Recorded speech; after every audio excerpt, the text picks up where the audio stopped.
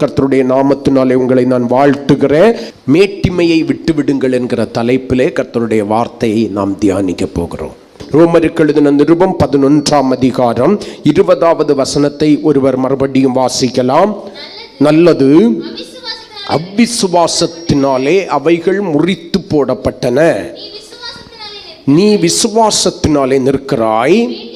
ஆகையினால் அவ்விசுவாசமாயிருந்தவைகள் முறித்து போடப்பட்டன, நீயோ விசுவாசத்தினாலே நிற்கிறாய். நீ விசுவாசத்தினாலே நிற்கிறபடியினாலே நிற்கிற நீ விழுந்து போகாதபடிக்கு கர்த்தருக்கு ஸ்தோத்திரம்.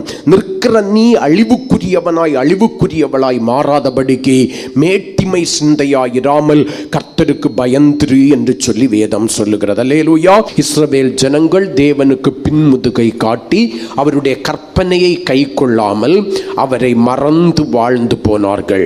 கிருபையிலிருந்து விழுந்து கர்த்தரை விட்டு தூரமாய் அவர்கள் போனபடியினாலே பாளையத்திற்கு புறம்பே தேவனற்றவர்களாயிருந்த நம்மை ஆண்டவராகிய இயேசு கிறிஸ்து மனிதனாக இந்த உலகத்திலே வந்து கல்வாரி சிலுவையிலே தன்னுடைய ஜீவனை கொடுத்து நம்மை தேவனுக்கு சொந்த ஜனமாக்கினார். 138வது சங்கீதம் 6வது வசனத்தை நான் உங்களுக்கு சுட்டி காண்பித்து சொன்னேன். மேட்டிமை உடையவனை கர்த்தர் தூரத்திலிருந்து அறிகிறார்.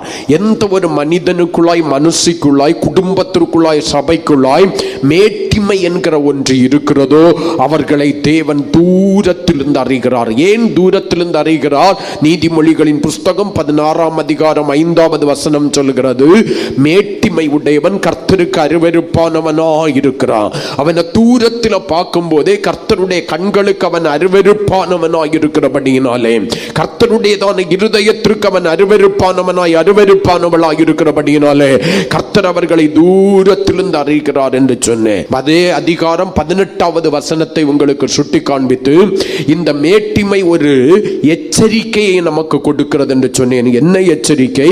உனக்குள்ளாய் எப்பொழுது எதை குறித்த ஒரு மேட்டிமை சிந்தை வருகிறதோ, கர்த்தருக்கு ஸ்தோத்திரம், எதை குறித்து மேன்மை பாராட்டுகிற ஒரு சிந்தை வருகிறதோ அப்பொழுதே நினைத்துக்கொள், எனக்கு ஒரு வீழ்ச்சி வரப்போகிறது. விழுதலுக்கு முன்னானது மனமேட்டிமை என்று சொல்லி வேதம் சொல்கிறது. ரோமர் 12:16 இப்படியாக சொல்கிறது, தாழ்மையானவைகளுக்கு இணங்குங்கள், மேட்டிமையானவைகளுக்கு அல்ல, பெருமையானவைகளுக்கு அல்ல, தாழ்மையானவைகளுக்கு இணங்குங்கள் என்று சொல்லி வேதம் நமக்கு சொல்லுகிறது. ஏன் மேட்டிமை வருகிறது என்பதை குறித்து 2 ராஜாக்களை உங்களுக்கு முன்பாக நிறுத்தினேன். 1-2 நாளாகமத்தின் புஸ்தகம் 26ஆம் அதிகாரத்தில் வருகிற யூதாவின் ராஜாவாகிய உசியா, கர்த்தருக்கு ஸ்தோத்திரம், அவனுடைய வாழ்க்கையிலே ஏன் மேட்டிமை வந்தது? கர்த்தர் அவனுடைய வாழ்க்கையிலே ஆசீர்வாதங்களையும் நன்மைகளையும் பரிபூரணமாய் கொடுத்தபடியினாலே மனம் மேட்டிமை வந்தது. நம்முடைய வாழ்க்கையிலும் ஆசீர்வாதங்களும் நன்மைகளும் பெருக பெருக மிகுந்த மனத்தாழ்மை வர வேண்டுமே தவிர மனமேட்டிமை உடையவர்களாய் நானும் நீங்களும் மாறிவிடக் கூடாது. இரண்டாவதாக, அதே 2 நாளாகமம் 32ஆம் அதிகாரத்தில் யூதாவின் ராஜாவாகிய எசேக்கியாவை குறித்து உங்களுக்கு நான் சொன்னேன். அவனுடைய வாழ்க்கையிலே மனமேட்டிமை ஏன் வந்தது? கர்த்தர் தன்னுடைய வாழ்க்கையிலே செய்த நன்மைகளை அவன் மறந்து கர்த்தருக்கு செலுத்த வேண்டிய கனத்தையும் மகிமையும் அவருக்கு செலுத்தாதபடியினாலே, இப்படியாக சொல்கிறேன், மனுஷனை பிரியப்படுத்த நினைத்தபடியினாலே அவனுடைய வாழ்க்கையிலே மனமேட்டிமை வந்து கர்த்தருக்கு பிரியமில்லாதவனாய் மாறிவிட்டான். 2 ராஜாக்களையும் குறித்து இவர்கள் கர்த்தருடைய பார்வைக்கு செம்மையானவைகளை செய்தவர்கள் என்று சொல்லி வேதம் சொல்கிறது. ஆகையினாலே ஆசீர்வாதங்களையும் நன்மைகளையும் தருகிற ஆண்டவரை நானும் நீங்களும் மறந்து மனுஷர்களை பிரியப்படுத்துகிறவர்களாய் இருக்கக்கூடாது. மேட்டிமையின் சுபாவங்கள் என்ன என்று சொல்லி கடந்த நாட்களிலே 2 காரியங்களை தியானித்து முடித்தோம். அல்லேலூயா. மேட்டிமை யாருக்குள்ளாய் இருக்கிறதோ அவர்கள் தேவனை மறப்பார்கள். தேவனை மறப்பார்கள் என்பதற்கு அர்த்தம் என்ன? அவர் செய்த அதிசயமான கிரியைகளை, அவர் நடத்தி வந்ததான விதங்களை சீக்கிரமாய் மறந்து போவார்கள். இஸ்ரவேல் ஜனங்களை குறித்து வேதம் சொல்கிறது, அவருடைய அதிசயமான கிரியைகளை சீக்கிரமாய் மறந்து போனார்கள் என்று சொல்லி. கர்த்தருக்கு ஸ்தோத்திரம். அதுதான் தேவனை மறக்கிறது என்று சொன்னேன். இரண்டாவதாக, யாருக்குள்ளாய் மனமேட்டிமை இருக்கிறதோ அவர்கள் தேவனுக்கு விரோதமாய் மீறுதல் செய்கிறவர்களாய் மாறுவார்கள். அதாவது தேவனுடைய வார்த்தையை மீறி நடக்கிற மனுஷர்களாய் மனுஷிகளாய் அவர்கள் மாறி போவார்கள் என்று சொல்லி இரண்டாவது காரியத்தை சொன்னேன். கர்த்தருக்கு ஸ்தோத்திரம். மனமேட்டிமை இருக்கிற ஒரு மனுஷனுடைய மூன்றாவது சுபாவம் என்ன? தானியேல் தீர்க்கதரிசன புஸ்தகம் 5ஆம் அதிகாரம் 20வது வசனத்தை ஒருவர் வாசிக்கலாம். உம்முடைய தகப்பனாகிய நேபுகாத்நேச்சாருடைய இருதயம் மேட்டிமையாகி அவருடைய ஆவி கர்வத்தினாலே, நல்ல கவனிங்க, மேட்டிமையாகி, அவருடைய இருதயம் மேட்டிமையாகி அவருடைய ஆவி கர்வத்தினாலே கடினப்பட்ட போது அவர் தமது சிங்காசனத்திலிருந்து தள்ளப்பட்டார். அவருடைய மகிமை அவரை விட்டு அகன்று போயிற்று. அல்லேலூயா, அல்லேலூயா. நேபுகாத்நேச்சார் என்கிறதான பாபிலோனின் ராஜாவினுடைய வாழ்க்கையிலே வந்த ஒரு காரியத்தை தானியேல் என்கிறதான தீர்க்கதரிசியாகிய தேவனுடைய மனுஷன் அந்த நேபுகாத்நேச்சாருடைய மகனுக்கு சொல்லுகிறான்.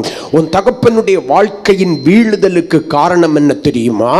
அவர் மகிமையான சிங்காசனத்திலே ராஜாதி ராஜாவாக அமர்ந்திருந்தாரே, தேசங்களை ஆட்டி படைக்கிற ஒரு ராஜாவாக, தன்னுடைய பராக்கிரமத்தினாலே தேசத்தின் ராஜாக்களை தனக்கு அடிமைப்படுத்துகிற ஒரு ராஜாவாக அமர்ந்திருந்தாரே, அந்த உன்னதமான ஒரு ராஜா விழுந்து போனானே, தன்னுடைய சிங்காசனத்திலிருந்து தள்ளப்பட்டு போனானே, அதற்கு காரணம் என்ன தெரியுமா? அவனுடையதான, அந்த வசனத்தை கொஞ்சம் நான் மறுபடியும் உங்களுக்கு சொல்றேன், இருதயம் மேட்டிமையாகி அவனுடைய ஆவி கர்வத்தினாலே கடினப்பட்டபடியினால. அப்ப யாருக்குள்ளால மேட்டிமை என்கிற ஒன்று இருக்கிறதோ, யார் மேட்டிமை சிந்தை உடையவர்களாய் இருக்கிறார்களோ, அவர்களுடைய ஆவி கர்வத்தினால் நிரம்பி அவர்களுடைய இருதயம் கடினப்பட ஆரம்பிக்கிறது. தேவனுடைய வார்த்தைக்கு விரோதமாக கடினப்பட ஆரம்பிக்கிறது. தானியேல் தீர்க்கதரிசன புஸ்தகம் 4ஆம் அதிகாரத்தை உங்களுக்கு நான் சுட்டி காண்பித்தேன். இது எங்கிருந்து ஆரம்பிக்கிறது? நேபுகாத்நேச்சார் என்கிறதான ராஜா, கர்த்தருக்கு ஸ்தோத்திரம், ஒரு சொப்பனத்தை காண்கிறான். சொப்பனம் அவனுடைய இருதயத்தை கலங்க பண்ணி கொண்டிருக்கிறது. சொப்பனத்திற்கான அர்த்தத்தை சொல்வதற்கு தானியேல் என்கிற தேவனுடைய ஆவியை பெற்ற தேவனுடைய மனுஷன் அந்த நேபுகாத்நேச்சாருக்கு முன்பாக கொண்டு நிறுத்தப்படுகிறான். இப்பொழுது தானியேல் சொப்பனத்தினுடைய அர்த்தத்திற்கு சொல்லிவிட்டு சொல்கிறார், ராஜாவே, இந்த காரியங்கள் உன்னுடைய வாழ்க்கையிலே வராமல் இருக்க வேண்டுமே ஆனால் நீ சிங்காசனத்தில் தள்ளப்பட்டு ஆகாயத்து பனையிலே நனைந்து மிருகங்களை போல மாறி, கர்த்தருக்கு ஸ்தோத்திரம், வாழாத ஒரு வாழ்க்கை வர வேண்டுமே ஆனால், தேவனுடைய நியாய தீர்ப்பு என்கிற ஒன்று உன்மேல் வராமல் இருக்க வேண்டுமே ஆனால், நீ உன்னுடைய பாவங்களை எல்லாம் அறிக்கையிட்டு விட்டுவிட்டு பரலோகத்தின் தேவனுக்கு முன்பாக தாழ்மைப்படுவீரே ஆனால் இந்த காரியம் மேல் வராது என்று சொல்லி தானியேல் சொன்ன வார்த்தை அவன் உணர்ந்து கொள்ளாமல், தன்னுடைய பாவங்களை அறிக்கையிடாமல், கர்த்தருக்கு ஸ்தோத்திரம், தன்னுடையதான வாழ்க்கையில பரலோகத்தின் தேவனுக்கு முன்பாக தாழ்த்தாமல் அவன் மனமேட்டிமையானபடியினாலே, அவனுடைய ஆவி கர்வம் அடைந்திருந்தபடியினாலே, அவனுடைய இருதயம் தேவனுடைய மனுஷன் சொன்ன ஆலோசனையை ஏற்றுக்கொள்வதற்கு கடினம் உள்ளதா இருந்தபடியினாலே அவன் சிங்காசனத்திலிருந்து தள்ளப்பட்டு போனார். என்னை கேட்கிற எனக்கு பிரியமான தேவனுடைய பிள்ளையே, எந்த ஒரு தேவனுடைய பிள்ளையினுடைய வாழ்க்கையில தேவன் கொடுக்கிற ஆலோசனைகளை ஏற்றுக்கொள்வதற்கு விரோதமாக மனமேட்டிமை உண்டாகி அவர்களுடைய ஆவி கர்வமடைந்து இருதயம் கடினம் உள்ளவர்களாக இருக்கிறார்களோ அவர்கள் தள்ளப்பட்டு போவார்கள் என்பதற்கு இந்த நேபுகாத்நேச்சார் என்கிறதான ராஜா நமக்கு ஒரு ஆதாரமாக இருக்கிறான் என்பதை பார்க்கிறோம். வேதம் சொல்லுகிற ஒரு காரியத்தை பாருங்கள். மத்திய எழுதின சுவிசேஷம் 5ஆம் அதிகாரம் 3வது வசனத்தை நீங்கள் வாசிக்கிறதான வேளையில் ஆண்டவராகிய இயேசு கிறிஸ்து சொன்ன ஒரு காரியம் அங்கே எழுதப்பட்டிருக்கிறது. அது என்ன? ஆவியிலே எளிமை உள்ளவர்கள் பாக்கியவான்கள், ஆவியிலே கர்வமுடையவர்கள் அல்ல. இருதயத்தை கடினப்படுத்துகிறதான மனமேட்டிமையினாலே ஆவியிலே கர்வம் உள்ளவர்களாய் அல்ல, மனமேட்டிமையுடையவர்களாய் அல்ல, பெருமை உடையவர்களாய் அல்ல, தாழ்மை உள்ளவர்களுக்கு கிருபை அளிக்கிறதான ஆண்டவர், பெருமை உள்ளவர்களுக்கு எதிர்த்து நிற்கிறதான தேவன் சொல்லுகிற ஒரு காரியத்தை பாருங்கள். யாருடைய ஆவி தேவனுடைய வார்த்தையை கேட்டு அதற்கு கீழ்ப்படிவதற்கு தாழ்மை உடையதாய் எளிமை உடையதாய் இருக்கிறதோ அவர்கள் பாக்கியவான்கள் என்று சொல்லி ஆண்டவர் நமக்கு சொல்லுகிறார். தேவனுடைய பிள்ளைகளுடைய ஆவி எளிமை உடையதாய் இருக்க வேண்டும். எல்லா வேளையிலும் தேவனுடைய வார்த்தைக்கு செவி கொடுத்து அந்த வார்த்தைக்கு கீழ்ப்படிந்து அதை சாந்தமாய் ஏற்றுக்கொண்டு அதன்படி வாழுகிற ஒரு வாழ்க்கைக்கு தேவனுடைய பிள்ளைகள் தங்களை பழக்கப்படுத்தி இருக்க வேண்டும். ஒருபோதும் தேவனுடைய வார்த்தைக்கு நம்முடைய இருதயத்தை கடினப்படுத்தி விடக்கூடாது. மனமேட்டிமை இருக்குமேயானால் கடினப்படும். மனவேட்டிமை இருக்குமேயானால் அந்த ஆவி கர்வம் உடையதா இருக்கும். ஆவியில கர்வம் இருந்துச்சுன்னா தள்ளப்பட்டு போவோம். கர்த்தருக்கு ஸ்தோத்திரம். நம்ம ஆவி எப்படி இருக்கணும்? எளிமை உடையதா இருக்கணும், கர்வம் உடையதா இருக்கக்கூடாது. நீ அப்ப பாக்கியவானா மாறுவேன். கர்த்தருடைய பார்வையில நீ யாரு? பாக்கியவான். கர்த்தருக்கு ஸ்தோத்திரம். சில வேளை உன்னுடைய மனைவி சொல்கிறதான உபதேசம் உனக்கு கடினமா இருக்கலாம். இவன் என்ன சொல்றது, நான் என்ன கேட்கறது? தேவன் அவளுடைய வாயிலிட்ட வார்த்தையா இருக்கும். அது அற்பமா என்ன, அதை யோசிச்சு பாரு. சில வேளை உன்னுடைய கணவன் சொல்கிற வார்த்தை தெய்வ வார்த்தையா இருக்கலாம். இவங்கிட்ட எல்லாம் கர்த்தர் பேச போறாரு.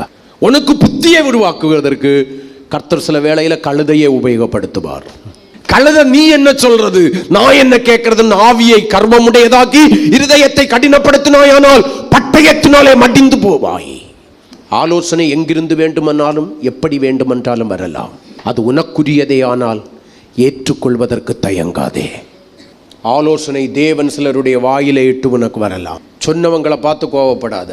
அவர்கள் சொன்னவர்கள் உனக்கு எதிராளிகள் அல்ல. நாகமானுக்கு சொன்னவன் எதிராளி அல்ல. இந்த நாகமான் சீரிய தேசத்திலே மிகப்பெரிய படைத்தலைவன், ராஜாவுக்கு அடுத்தவன். இவன் பராக்கிரமசாலி, நிறைய யுத்தங்களிலே ஜெயம் எடுத்ததான ஒரு மனுஷன். இவன் வெளிப்படையாக ஐஸ்வர்யவானாக, ஒரு தலைவனாக, படைத்தலைவனாக, ஒரு பெரிய பராக்கிரமசாலியாக, வெற்றியாளனாக இருந்தாலும் இவனுடைய அந்தரங்க வாழ்க்கையில மற்றவர்கள் விரும்பக்கூடாத ஒரு வியாதி இருக்கிறது. இவன் ஒரு குஷ்டரோகியா இருந்தான் என்று வேதம் சொல்கிறது. அல்லேலூயா. ஒரு முறை இஸ்ரவேல் தேசத்திற்கு விரோதமாய் இவர்கள் படையெடுத்து வருகிறார்கள். படையெடுத்து வந்தவர்கள் இஸ்ரவேல் தேசத்தை ஜெயித்து அங்கிருந்து சிலரை அடிமையாக கொண்டு போகிறார்கள். அப்பொழுது இந்த இஸ்ரவேல் தேசத்திலிருந்து ஒரு சிறு பெண்ணை அடிமையாக கொண்டு போகிறார். அந்த பெண் இவனுடைய வீட்டிலே இருக்கிறாள். அல்லேலூயா. இந்த பெண் ஒரு நாள் பார்க்கிறதான வேளையில இவ்வளவு பராக்கிரமசாலியா இருக்கிற ஒரு மனிதன், இவ்வளவு ஜெயத்தை பெற்றதான ஒரு மனிதன், கர்த்தருக்கு ஸ்தோத்திரம், குஷ்டரோகியா இருக்கிறான் என்பதை பார்த்து அவனுடையதான எஜமானியிடத்திலே சென்று சொல்கிறார், உன்னுடைய கணவன் குஷ்டரோகியாய் இருக்கிறானே, நான் ஒரு வழி சொல்லவா? கர்த்தருக்கு ஸ்தோத்திரம். இஸ்ரவேல் தேசத்திலே ஒரு தீர்க்கதரிசி இருக்கிறார். அவருடைய பெயர் எலிசா.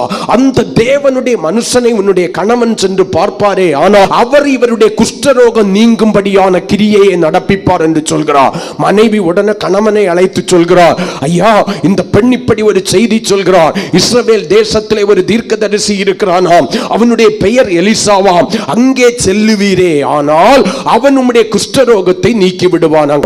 இப்ப படைத்தலைவனாகிய நாகமான் எங்க செல்கிறான்? சீரியாவின் ராஜாவின் இடத்துல போகிறான். ராஜாவே, ராஜாவே, நான் அடிமையாக பிடித்துக் கொண்டு வந்த ஒரு பெண் என்னுடைய வீட்டிலே நிற்கிறாள் அல்லவா? அந்த இஸ்ரவேலில் இருந்து வந்த அடிமை பெண் ஒரு செய்தியை என்னுடைய மனைவியின் இடத்திலே சொல்லி இருக்கிறார். அது என்ன தெரியுமா? இஸ்ரவேல் தேசத்திலே ஒரு மனுஷன் இருக்கிறானாம், அவனிடத்திலே நான் சென்றால் அவன் என்னுடைய குஷ்டரோகத்தை நீக்கி விடுவானா. ராஜா இப்ப என்ன பண்றாரு?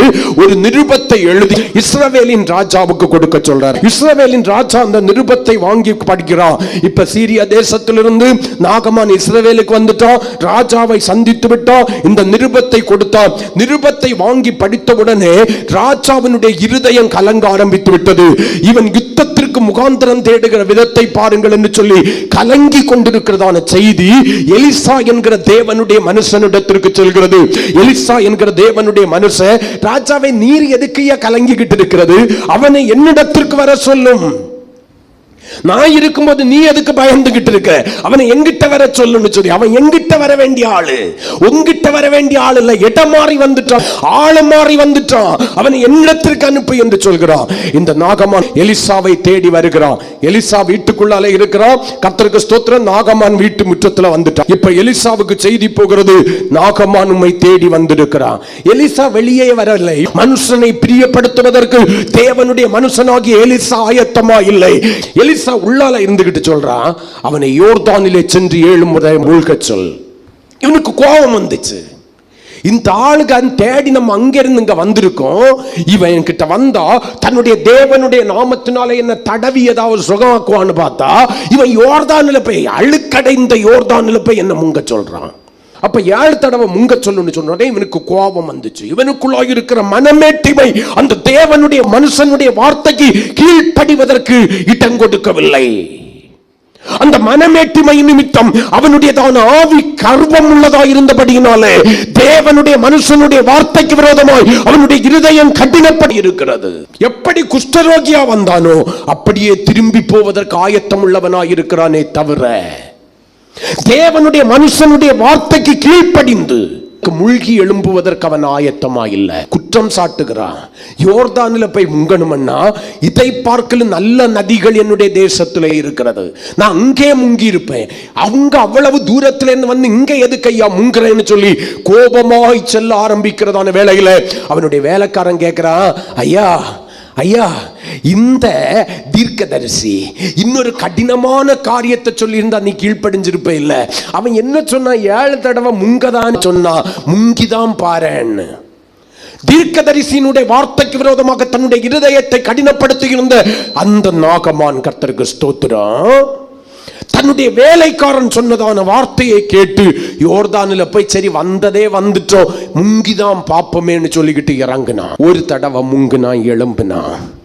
வேலைக்காரனை ஒரு முறை முறைச்சான், வர்றண்டா ஒன்ன நான் போயிருப்பேன், என்ன நீயாக்க முங்க சொன்ன பாத்தியா, ஒரு மாறுதலும் இல்லை. ஒரு அல்லேலூயா. சில சமயம் ஒருக்கா முங்குனா எல்லாம் மாறுதல் வராது. செய்ய வேண்டியதை முழுமையா செய்யாமலே அரை குறையாக செய்துவிட்டே அற்புதம் நடந்திருக்கிறதா என்று பார்ப்போம். நாகமானை போல 2 தடவை முங்கிக்கிட்டு எழும்புனா இன்னும் அற்புதம் நடக்கல. முறைச்சான் 6 தடவாச்சு. ஆனால் 7வது முறை. ஆனா நாகமானுக்குள்ள ஒரு எண்ணம் இருந்திருக்கு. நம்ம என்ன பண்ணியிருப்போம், ஒருக்கா முங்கியாச்சு, 2 தடவை முங்கியாச்சு, 3 தடவை முங்கியாச்சு, இன்னும் ஒன்றும் நடக்கல, இனியா நடக்க போகுதுன்னு கரை ஏறி வந்த வரத்துல வேலைக்காரனுக்கு 2 போட்டுக்கிட்டு போயிருப்போம். நம்ம பிரச்சனை என்னன்னா நம்ம நினைக்கிற நேரம் நினைக்கிற காரியம் நடக்கணும். அவர் குறித்த வேலை என்று ஒன்று இருக்கிறது. அவர் குறித்த வேலை எது? 7வது தடவை. 7வது முறையாக முங்கி எழுந்த போது வேதம் சொல்கிறது அவனுடையதான சரீரம் சிறு பிள்ளையின் மாம்சத்தை போல மாறி இருந்தது. இந்த அற்புதத்தை அவன் பெற்றுக்கொள்ளாமல் எப்படி குஷ்டரோகியாக வந்தானோ அப்படியே குஷ்டரோகியாக சென்று இருக்கலாம். எப்படி நீங்கள் தேவ சபைக்கு வருகிறீர்களோ அப்படியே திரும்பி கடந்து செல்வதற்கு காரணம் என்ன தெரியுமா?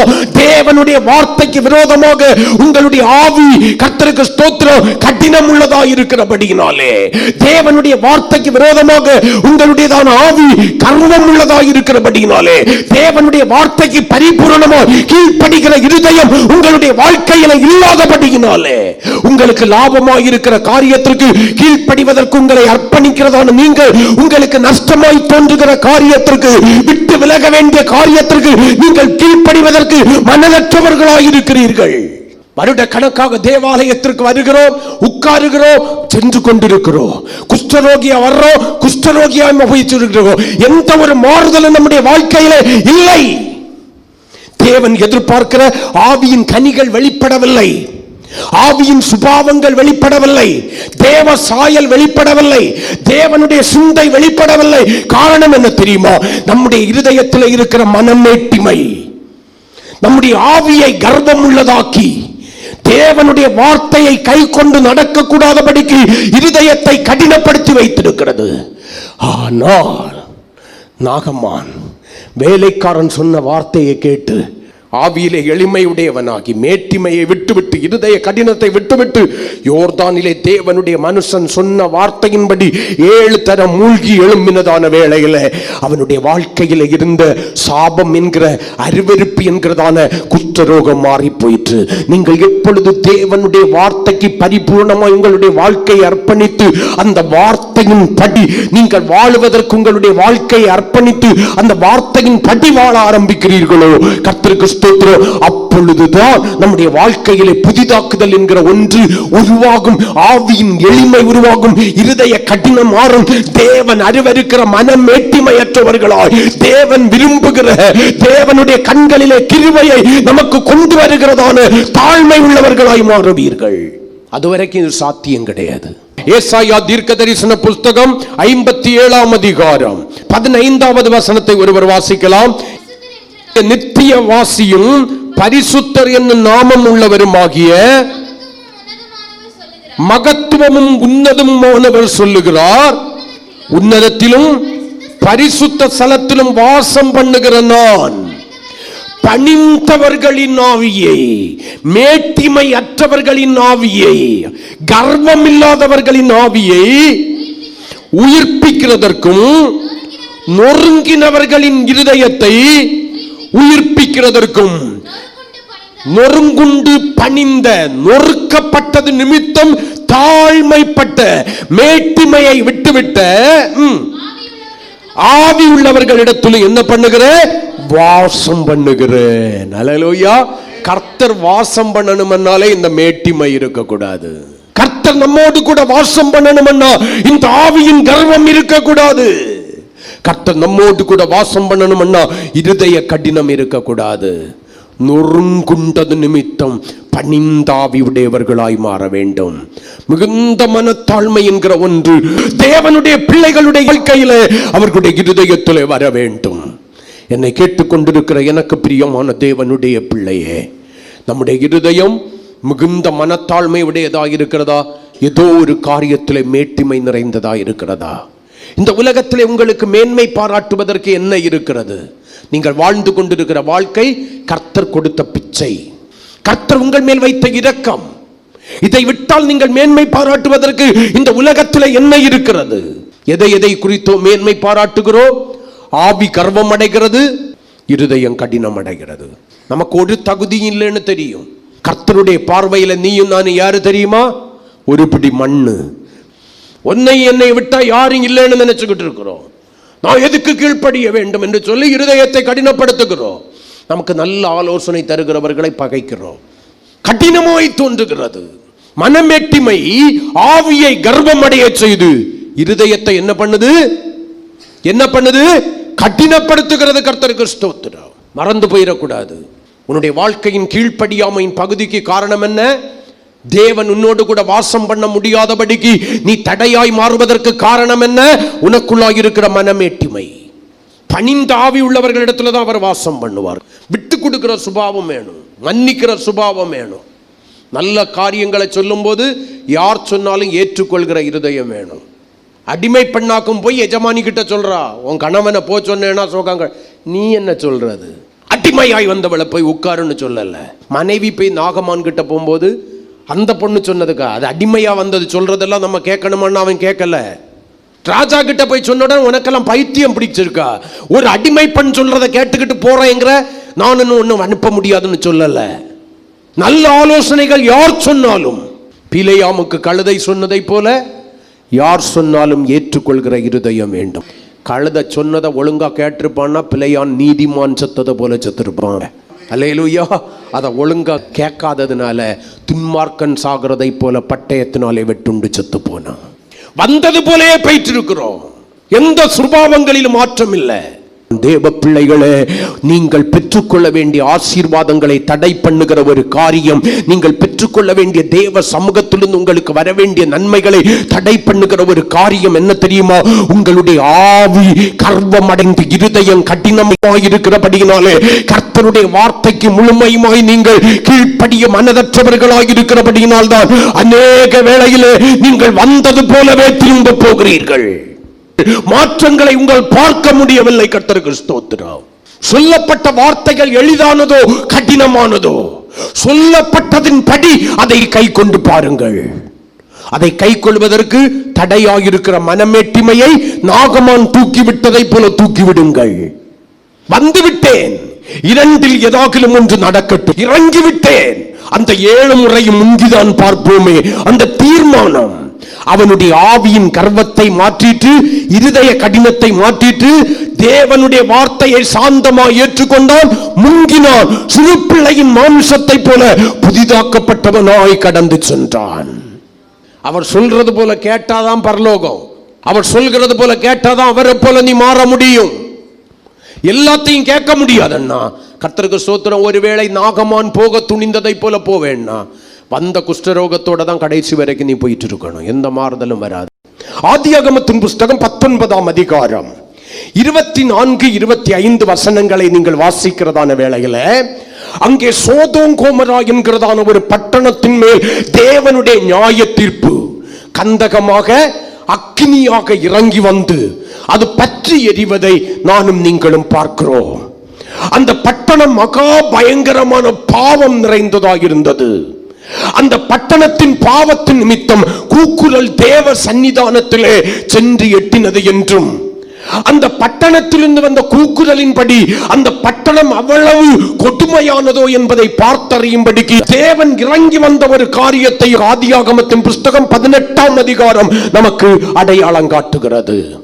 இப்ப 19வது அதிகாரத்திலே நீங்கள் வருகிறதான வேளையில பட்டணத்தை அழிப்பதற்காக 2 தூதர்கள் கர்த்தருக்கு ஸ்தோத்திரம் ஒலிமுக வாசலிலே வருகிறதையும், லோத்து என்கிறதான மனிதன் அவர்களை கண்டபோது முகங்குப்புற விழுந்து அவர்களை தன்னுடைய வீட்டிற்கு அழைத்துக் கொண்டு போனதையும், அந்த சோதோம் கோமரா என்கிறதான பட்டணம் எவ்வளவு கொடிய பாவம் நிறைந்தது என்பதை நான் உங்களுக்கு சுட்டி காண்பிக்கிறேன். பட்டணத்தை அழித்து நியாயம் தீர்க்க வந்த தூதர்களை கூட கர்த்தருக்கு ஸ்தோத்திரம் ஒரின சேர்க்கைக்கு அழைக்கிற கொடிய துர்க்குணமுடையதாக இருந்தது அந்த பட்டணத்தின் குடிகள். சிறியோர் முதல் பெரியோர் மட்டும் ராத்திரி வேளையிலே வந்து உன் வீட்டிலே வந்தவர்களை அனுப்பு என்று சொல்லி லோத்தோடு கூட போராடுகிறதையும், லோத்து பரிந்து பேசின போது பிழைக்க வந்த நீயா இப்படி பேசுகிறாய் என்று சொன்னதையும், அவன் தன்னுடைய பிள்ளைகளை தன்னுடைய குமாரத்திகளை உங்களுக்கு கொடுக்கிறேன் என்று சொன்னதையும் விட்டுவிட்டு அவர்கள் தான் வேண்டும் என்று சொல்லி அவர்கள் போராடி கொண்டிருக்கிற ஒரு சுபாவத்தை வேதம் நமக்கு அடையாளம் காட்டுகிறது. அந்த தூதர்கள் கர்த்தருக்கு ஸ்தோத்திரம் அவர்களுடைய கண்களை குருடாக்கி போட்டதையும், ராத்திரி முழுவதும் வாசலை தேடி தேடி அவர்கள் அலுத்து போன காரியத்தையும் வேதம் நமக்கு சுட்டி காண்பிக்கிறது. இது சோதோம் கோமோராவினுடைய பாவம் என்று சொல்லி இவ்வளவுதான் ஆதியாகமத்தில் எழுதப்பட்டிருக்கிறது. ஆகையினால தூதர்கள் கிழக்கு வெளுக்கும் நேரத்தில் அந்த பட்டணத்தின் மேல் தேவனுடைய அக்கினியும் கந்தகமும் இறங்கி வந்து அது சுட்டரிக்கப்பட்டு போன காரியத்தையும், லோத்தின் மனைவி பின்னிட்டு பார்த்து உப்பு தூணானதையும் வேதம் நமக்கு சுட்டி காண்பித்து அங்கே முடிகிறது. இப்ப நான் சொல்ல போகிற காரியம் என்ன? இந்த சோதோம் கோமோராவை குறித்து எசேக்கியேல் தீர்க்கதரிசன புஸ்தகம் 16ஆம் அதிகாரம் 49-50 வசனங்களை ஒருவர் வாசிக்கலாம். இதோ கர்வமும் ஆகார திரட்சியும் நிர்விசாரமான சாங்கோ பாங்கமும் ஆகிய இவைகளே உன் சகோதரியான சோதோமின் அக்கிரமம். இவைகளே அவளிடத்திலும் அவள் குமாரத்திகளிடத்திலும் இருந்தன. சிறுமையும் எளிமையுமானவனுடைய கையை அவள் பலப்படுத்தவில்லை. அவர்கள் தங்களை உயர்த்தி என் முகத்துக்கு முன்பாக அருவருப்பானதை செய்தார்கள். அதை நான் கண்டபோது அவர்களை ஒழித்து விட்டேன். சோதோம் கோமோராவை குறித்து அங்க தெளிவாய் எழுதப்படவில்லை. பாவம் கூக்குரல் தேவ சன்னிதானத்திலே வந்தது. அவர்கள் தூதர்களை கூட தங்களுடையதான இச்சைக்கு உட்படுத்துவதற்கு போராடுகிற போராளிகளாய் இருக்கிறார்கள் என்று சொல்லி வேதம் அடையாளம் காட்டுகிறது. ஆனால் எசேக்கியேல் தீர்க்கதரிசியை கொண்டு ஆண்டவர் சொல்லுகிறதான வேளையில சோதோம் அழிக்கப்படுவதற்கு காரணம் என்ன? சோதோமை தேவன் அக்கினியினாலும் கந்தகத்தினாலும் அழித்து இல்லாமற் போவதற்கு செய்வதற்கு காரணம் என்ன?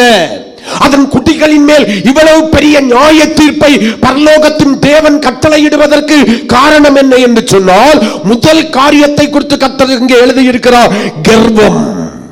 இவர்கள் ஆவியிலே தாழ்மை இல்லாதவர்கள். அந்த 50வது வசனத்தில் நீங்க வாசிக்கும் போது முதல் பகுதி சொல்கிறது, தங்களை உயர்த்துகிறவர்கள். கர்த்தருக்கு ஸ்தோத்திரம். என்னை கேட்டுக்கொண்டிருக்கிறதான எனக்கு பிரியமான தேவனுடைய பிள்ளையே, அழிவுக்கு முன்னானது அகந்தை என்று சொல்லி வேதத்திலே வாசிக்கிறோமே. இவர்களுடைய அழிவுக்கு முன்னாக இருந்த அகந்தை என்ன தெரியுமா? இந்த ஆவியிலே எளிமை இல்லாமையாகிய கர்வம். எந்த ஒரு மனுஷனுக்குள்ளாய் மனமேட்டுமை நிமித்தம், தன்னை உயர்த்துகிறது நிமித்தம், என்ன வேண்டியதற்கு மிஞ்சி தன்னை எண்ணுகிறது நிமித்தம் கர்வம் என்கிற ஒன்று பிடித்துக் கொள்கிறதோ, அவர்கள் தேவனுடைய வார்த்தையை கேட்க மாட்டாங்க. இந்த சோதோம் கோமோராக்காரங்க அப்படிதான். லோத்து சொல்றான், ஐயா அவங்கள விட்டுருங்க, என் வீட்டில் விருந்தாளிகளாய் வந்தவர்கள், அவர்களுக்கு நீங்க ஒன்றும் செய்திடாதீங்க. அவங்க எப்படி பத்திரமா என்னுடைய வீட்டுக்குள்ள கூட்டிட்டு வந்தனோ அப்படியே அவர்களை அனுப்பிவிடணும். கர்த்தருக்கு ஸ்தோத்திரம். எனக்கு 2 குமாரத்திகள் இருக்கிறார்கள், அவர்களை உங்களிடத்திற்கு அனுப்புகிறேன், நீங்கள் உங்களுடைய பார்வைக்கு நலமானபடி செய்யுங்கள் என்று சொன்ன போது கூட அந்த வார்த்தையை கூட தங்களுடைய காதுகளிலே ஏற்றுக்கொள்வதற்கு மனதற்றவர்களாக, அவ்வளவு மனமேட்டுமை உள்ள கர்வம் உடையவர்களாக இருந்தார்கள்.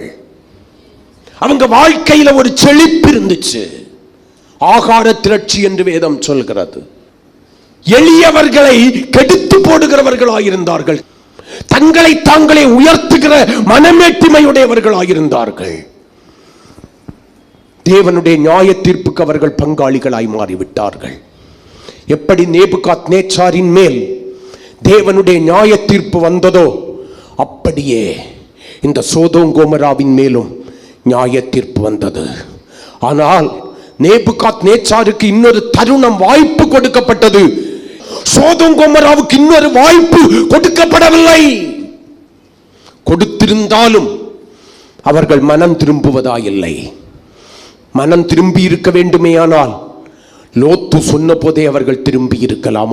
அழிவுக்கென்று முன்குறிக்கப்பட்டவன், அழிவுக்கென்று முன்குறிக்கப்பட்டவள், தேவ நியாய தீர்ப்புக்கென்று வேறு பிரிக்கப்பட்டவர்கள் யாராயிருந்தாலும் ஆவியிலே தாழ்மை உடையவர்களாய் மாற மாட்டார்கள். அவர்கள் தேவ சபைக்குள்ளாலதான் இருப்பாங்க. ஆமீன் சொல்லுங்களேன். தேவனை தான் ஆராதிப்பார்கள், தேவ வார்த்தையை தான் கேட்பாங்க. ஆனால் ஒருபோதும் தங்களுடைய இருதயத்தை பரலோகத்தின் தேவனுக்கு முன்பாக தாழ்த்த மாட்டார்கள். வேதம் சொல்கிறது, அவருடைய வார்த்தையை நம்ம எப்படி கேட்டுக்கொள்ள வேண்டுமா? சாந்தமாய் ஏற்றுக்கொள்ள வேண்டும். சாந்தமாய் எளிமையுள்ள ஆவியுடையவர்களாக ஏற்றுக்கொள்ள வேண்டும். நம்ம என்ன சொல்றோம்? கர்வம் உள்ள ஆவியுடையவர்களாக தேவனுடைய வார்த்தைக்கு விரோதமாய் நம்முடைய இருதயத்தை கடினப்படுத்துகிறோம். நேபுகாத்நேச்சார் எப்படி கடினப்படுத்தினானோ அதே போல நம்ம கடினப்படுத்திக்கிட்டு இருக்கிறோம். தேவனுடைய வார்த்தையிலே குற்றம் கண்டுபிடிக்கிறவர்களாக இருக்கிறோமே தவிர நம்முடைய குறைகளை ஒத்துக்கொண்டு மனம் திரும்ப மனதற்றவர்களாய் மாறிவிட்டோம். எண்ணாகமத்தின் புஸ்தகம் 16ஆம் அதிகாரத்தில் கோராகும் அவன் கூட்டமும் சபைக்கு மேலாக தன்னை உயர்த்தினதை போல, சபை பரிசுத்தமாக இருக்கிறதே, அதன் நடுவிலே தேவனும் இருக்கிறாரே, அதற்கு மேலாக நீங்கள் ஏன் உங்களை உயர்த்துகிறீர்கள் என்று சொல்லி மோசேக்கும் ஆரோனுக்கும் விரோதமாய் முறுமுறுத்ததை போல, தேவ திட்டத்திற்கும் தேவ கற்பனைகளுக்கும் எதிராளிகளாக இருந்ததை போல,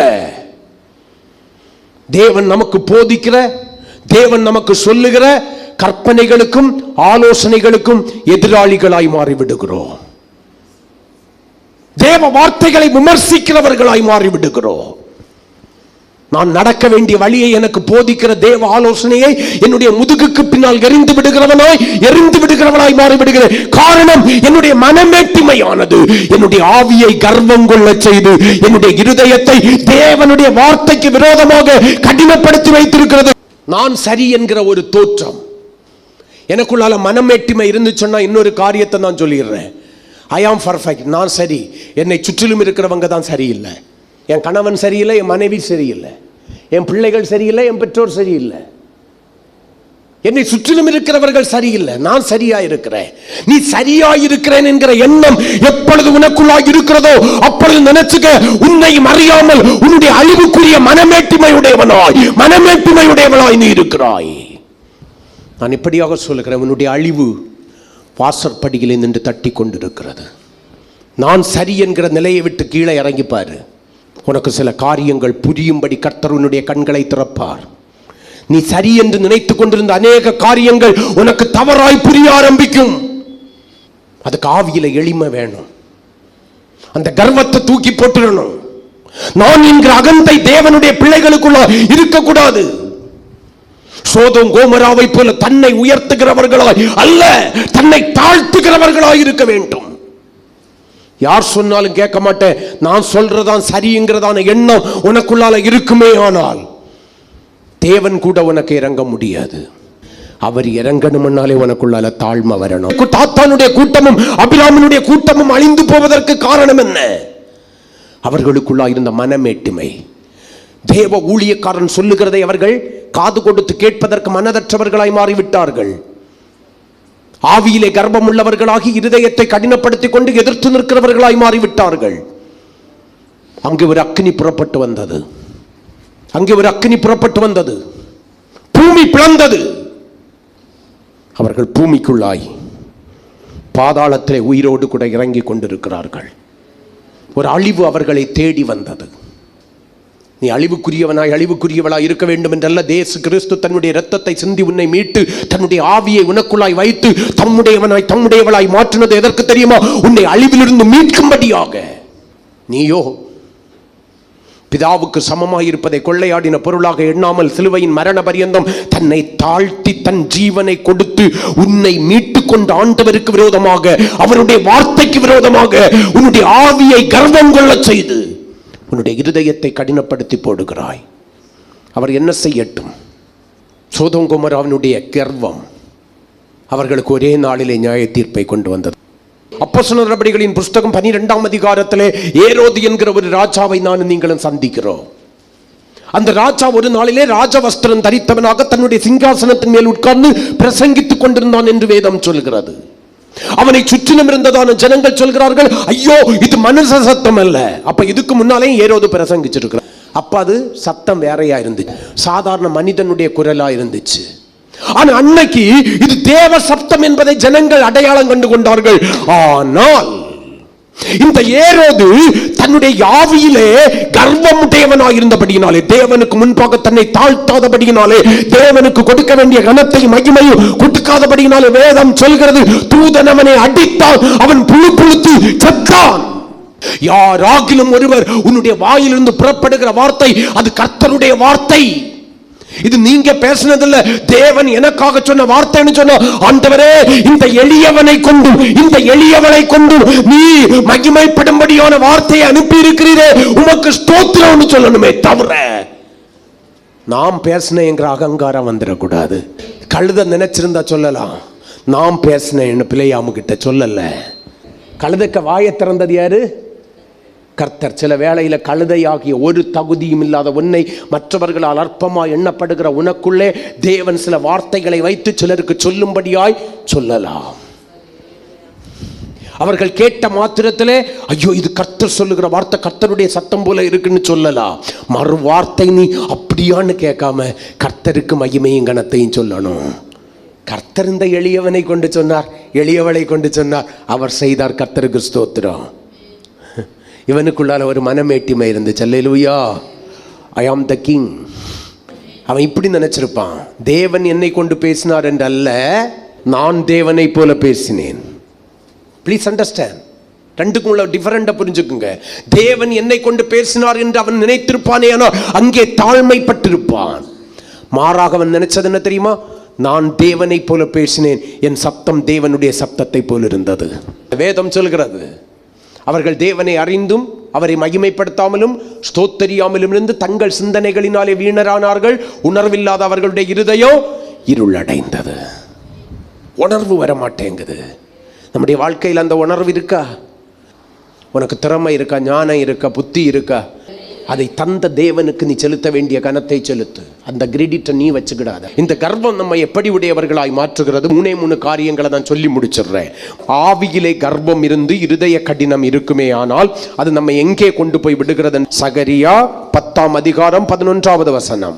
அவர் சமுத்திரத்தின் அலைகளை அடிப்பார், அப்பொழுது நதியின் ஆழங்கள் எல்லாம் வறண்டு போகும், அசிரியாவின் கர்வம் தாழ்த்தப்படும். யாருடைய ஆவியில கர்வம் இருக்கிறதோ, நான் ஒரே வார்த்தையில சொல்ல போறேன், கர்த்தருக்கு ஸ்தோத்திரம், அவர்கள் கர்த்தராலே தாழ்த்தப்பட்டு போவார்கள்.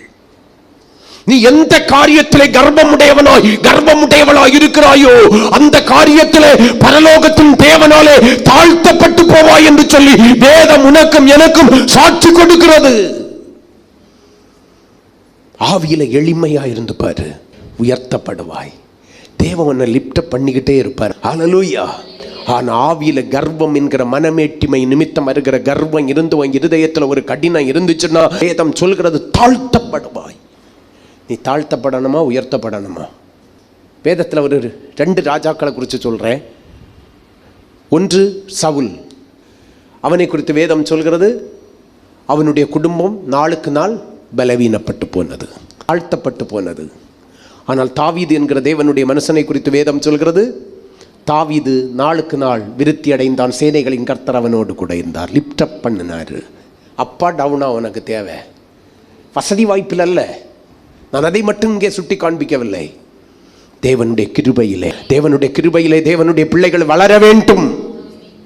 எவ்வளவு வசதிகளையும் வாய்ப்புகளும் வந்தாலும் கர்த்தருக்கு ஸ்தோத்திரம், இருதயத்திலே தாழ்மை உள்ளவனாகி தாழ்மை உள்ளவளாகி கர்த்தருக்கு ஸ்தோத்திரம். நல்லா பார்த்துக்குங்க, கர்த்தரை கனம் பண்ணுகிறது தான் வாழ்க்கை. ஒன்றுமில்லாத நிலைமையிலிருந்து என்னை உயர்த்தினதான் ஆண்டவருக்கு கொடுக்க வேண்டிய கனத்தை நான் கொடுக்கணும். என்னை இந்த நிலைமைக்கு உயர்த்தின என் ஆண்டவருக்கு கொடுக்க வேண்டிய கனத்தை நான் கொடுக்கிறதான வேளையில தாழ்த்தப்படுகிறவனாய் அல்ல, உயர்த்தப்படுகிறவனாய் நான் மாறிவிடுவேன்.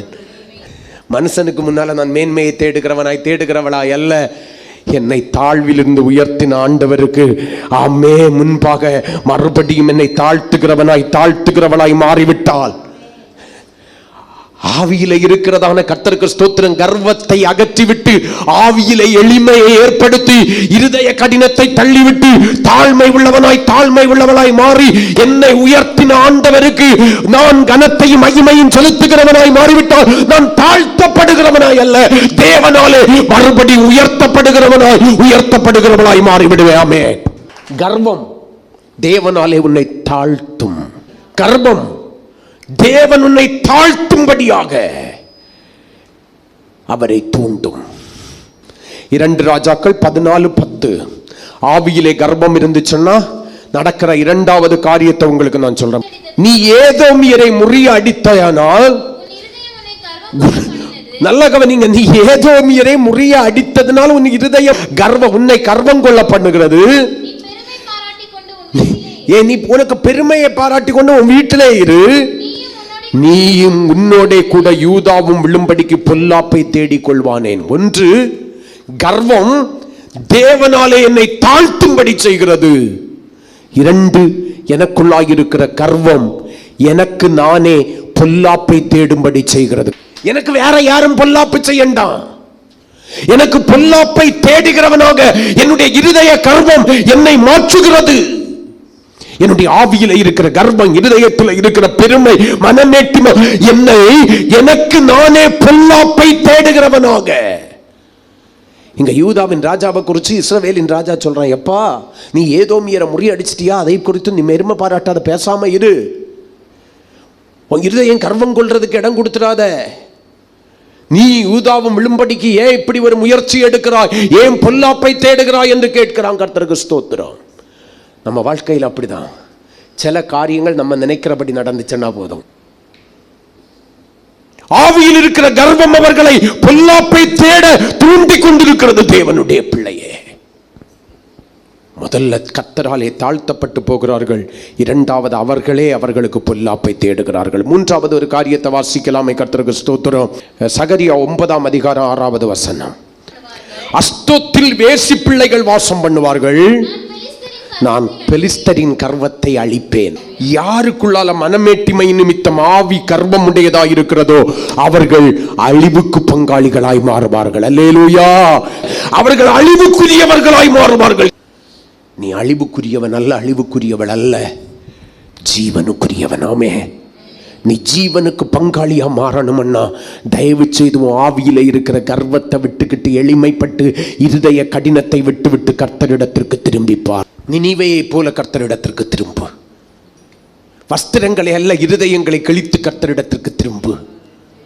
கர்த்தருடைய சப்தத்தை கேட்பார்.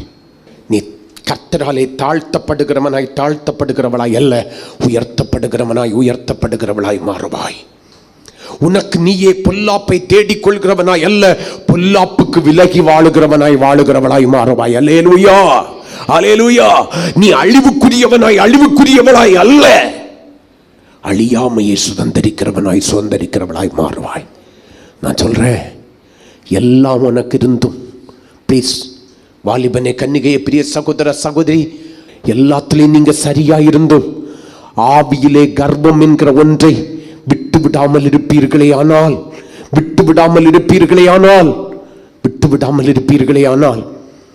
நான் அந்த கடைசி வார்த்தையை மட்டும் சொல்றேன்.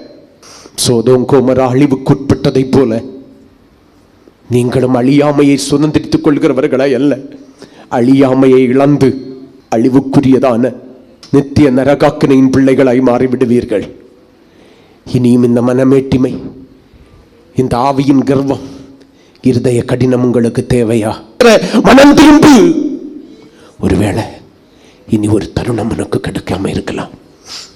முழங்கால் படிக்கிட்டு போ. மனமேட்டிமையை விட்டு விடுங்கள்.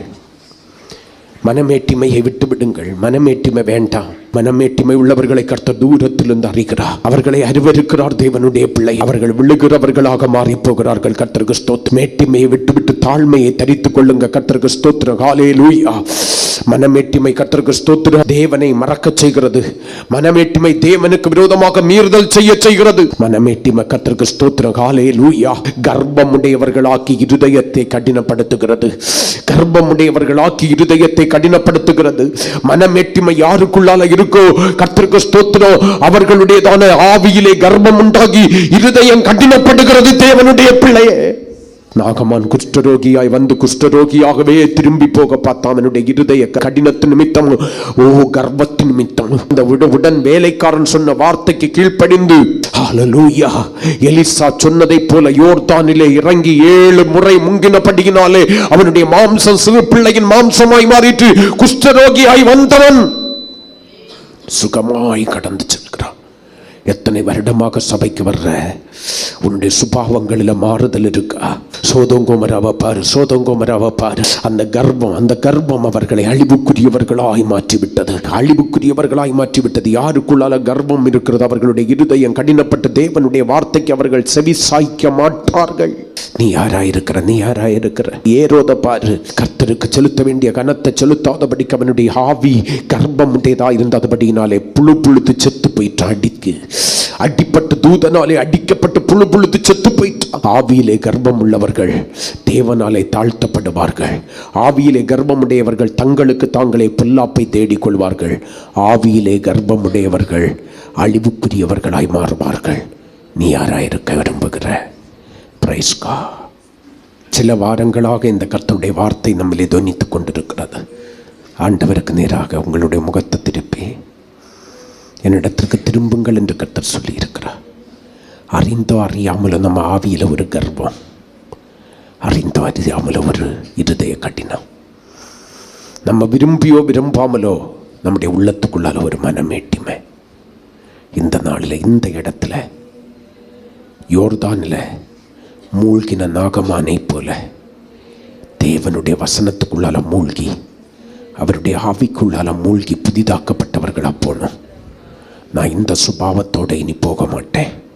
புதிதாக்கப்பட்ட சுபாவத்தோடு கூட நான் கடந்து செல்வேன். பிரைஸ்கா. கர்த்தருடைய கரங்களில் ஒப்பு கொடுத்து சிலுவையின் ரத்தம் உன்னை கழுவி சுத்திகரிக்கட்டும். பரிசுத்தாவியானவர் உன்னை புதிதாக்கட்டும். கர்த்தருக்கு ஸ்தோத்திரம். இடங்குடு. 3 கேள்வியை உனக்கு முன்னால் வைக்கிறேன். தேவனால் தாழ்த்தப்பட நீ விரும்புகிறாயா? உயர்த்தப்பட விரும்புகிறாயா? உனக்கு நீயே பொல்லாப்பை தேட விரும்புகிறாயா? பொல்லாப்புக்கு தப்பித்து கொள்ள விரும்புகிறாயா? தேவனாலே அழிவுக்குட்படுகிறவளாய் மாற விரும்புகிறாயா? இல்லை அழியாமையை சுதந்திரித்துக் கொள்ள விரும்புகிறாயா? எதை விரும்புகிறாய்? கர்வத்தை விட்டுருங்க. ஆவியில் எளிமை உள்ளவங்களா மாறுங்க. இருதய கடினம் வேண்டாம். அதை உடைச்சிட்டு உங்களை தாழ்த்துங்க. தேவன் உங்களை உயர்த்துவதற்கு ஆயத்தமாக வந்திருக்கிறார். எல்லா தீங்குக்கும் விலக்கி காக்கிறதுக்கு அவர் ஆயத்தமாக வந்திருக்கிறார். அழியாமையை கொடுத்து தம்மோடு கூட உங்களை வைத்துக் கொள்வதற்கு அவர் கடந்து வந்திருக்கிறார். ஒப்புக்கொடுங்க.